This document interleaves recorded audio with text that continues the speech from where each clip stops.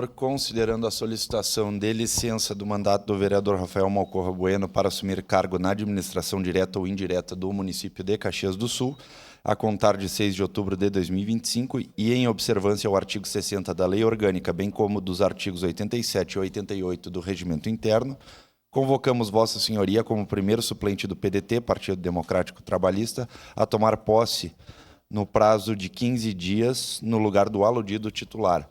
Atenciosamente assina este documento eletronicamente o vereador Lucas Carinato, presidência. Sereis presidente.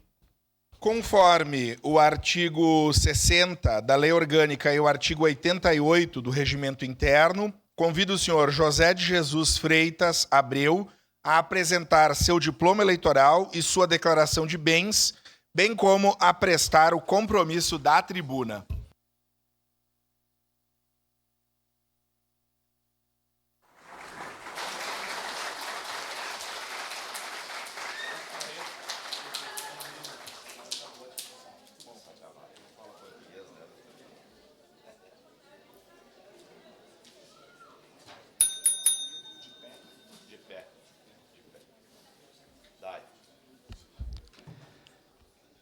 Prometo cumprir a lei orgânica do município de Caxias do Sul, defender a autonomia municipal e exercer com honra, lealdade e dedicação o mandato que me foi conferido pelo povo. Muito obrigado a todos. Declaro empossado o vereador senhor José de Jesus Freitas de Abreu.